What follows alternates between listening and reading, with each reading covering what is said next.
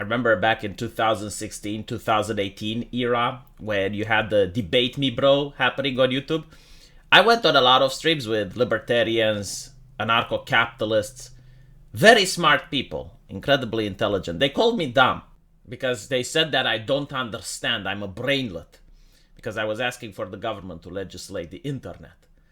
And at the time, the Republicans were in power, and I was suggesting that maybe they should pass an online bill in order to guarantee the rights of citizens online. And the argument from the other side, from the anarcho-capitalists, was like, no, my private company can do whatever it wants. The government should never regulate, right? So ideologically, they positioned themselves in my way. Obviously, discussions on YouTube would not influence reality, but it was an interesting thought experiment. And I pointed out that if the right-wingers don't regulate the internet, leftists will. And here we have leftists regulating the internet. Where are the my private company can do whatever it wants guys? Where are they? Where are they? Because apparently when I was suggesting that maybe right-wingers should do it, they were in my way. But now they're nowhere to be found. Not a single anarcho-capitalist that I see is like, oh my god, this is horrible. Blah, blah, blah, blah. V, you were right. V, I apologize. Holy shit, V. How did you know it's going to happen? Well, it's happening. And it's happening in the United Kingdom. It's happening in Canada right now. Many governments are passing legislation forcing private companies to curate the content that they have, or else they're going to get fined. So Canada is the latest country with Bill C-11. And what the bill does, among other things, is it curates the algorithms on social media. In other words, Canadians, when they search for something, they will not find what they want to find. They will find what the government wants them to find. Among other things that are introduced in Bill C-11, stuff like censorship and the fact that it wants to promote minorities. I mean, I don't know if you can color yourself like Justin Trudeau. I heard he's a very colorful individual and benefit from this program. Or do you have to prove that you took a 23andMe test and showed the genetics in order to be able to have your video promoted in the algorithm according to this bill? But suffice to say, among other things, these are some of the issues that the bill is trying to push. And of course, the government can now censor ideas and things that it doesn't like on the internet to keep people safe, of course. But what's interesting is that I looked at the comment section on Twitter, and there were many people, I would say, hysterical about this and saying that Canadians are going to have to flee to China and seek asylum there in order to gain freedom. Canada is becoming an authoritarian state, and that this will anger many people.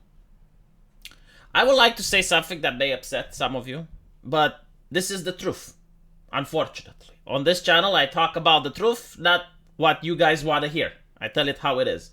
And I'm telling you this after being for more than 6 years on the internet and having read newspapers every day and noticing how the world works. Turns out the world doesn't work the way I want it to. And that is the fact that the overwhelming majority of people do not give a single fuck about internet censorship. Of course, there are some who do. Content creators like myself, political activists maybe on the right. You guys, the viewers, yes, you care. But we, as a whole, are a very fringe majority. The overwhelming majority of people do not care.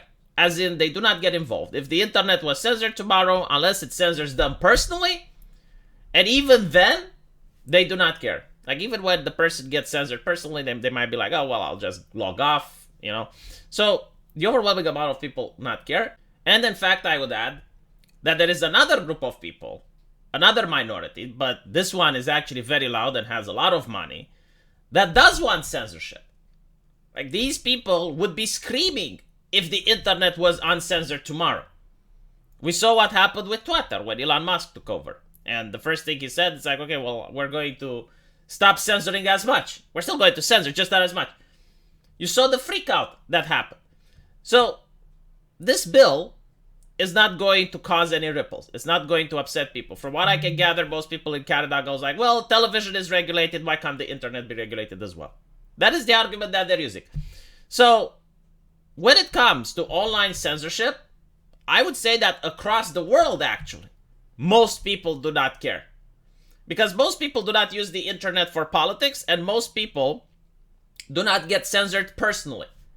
Like, a person only cares when it affects them directly, or their family, or their self-interest.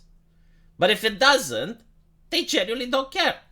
And what's more important is that the culture of safety that is being constantly promoted, again, most people prefer the censorship. And it's to the point that I'm firmly convinced that you would actually get more protests if you completely uncensored the internet than if you were to censor it more. The only time people may care if like a social media website shuts down. So if they can't access their Facebook at all, then they might care. But other than that, it's like, okay, well, you can't talk about this. We saw it during the pandemic, like how many people were legitimately protesting in the pandemic because online websites are being restricted and you can't talk about whatever you talk in real life, you can't talk about it online. Not many people. There were some, but not enough in order to make a change. So this is why you're going to see more bills like this pop up in various countries. We already have similar bills in Germany. As I mentioned before, United Kingdom. I think Scotland is thinking about passing a similar bill. You might see some in the European Union. And social media companies will have to comply because the fines are pretty hefty. And it also guarantees the fact that you won't get many new competitors for YouTube.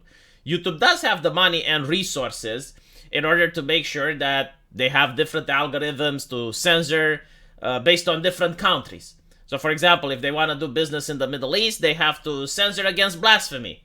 If they do business in Canada, they have to manipulate the search engine based on Canadian law. It's very difficult for an upstarting social media company to fit with all these regulations and at the same time broadcast in the entire world. So this also solidifies the monopoly that the current social media companies have.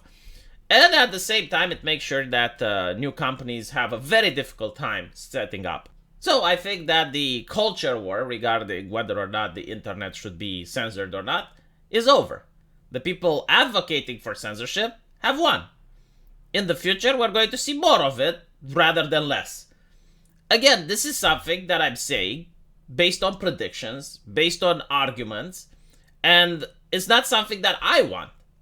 I would prefer to have an uncensored internet. Unfortunately, I do not think I am going to see something like this in my lifetime. The thing that happened with Twitter is a fluke. It just happened that a rich person managed to buy one of these social media platforms and limit some of the regulations. But as time moves on, when you're going to have more countries like Canada, the United Kingdom, even Twitter will have to abide by these rules. So even if you have a person at the top that believes in free speech and believes that the internet should be more free, they're not going to be able to do it. They will still need to have moderators, censors, and this censorship industry is a very lucrative one nowadays. It is what it is. And I don't think it's going to go away, at least not anytime soon. If you believe otherwise, if you have different arguments, please let me know and tell me why in the comment section. I'm really interested to see an opposite view of this. But unfortunately, I just do not see the political capital and the will of the people to try to push for a more free internet. There is no significant movement that's being backed by investors or people pouring resources and donations into someone that would try to fight for internet freedom and would have a chance. I just don't see it. Again, if you happen to know of any, please let me know. And I'll see you guys in the comment section. Take care.